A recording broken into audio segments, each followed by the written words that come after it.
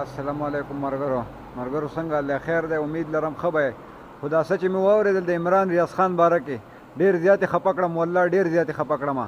دا حکومت ډېر ظالم دی الله مو تباه و برباد کا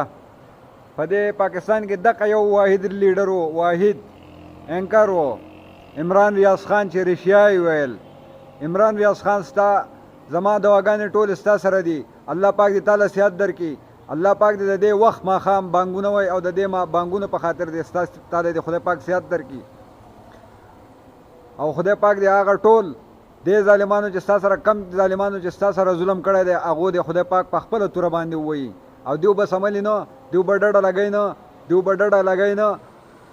نه به لګوي ډډه سوچ وکړئ په خپله ظالمانو څه ظلم وکړو چا چې رښتیا ووایي د هغو سره تا دا چل وکړو او څوک چې دروغ وایي هغه ته به ځان اوچت کړلی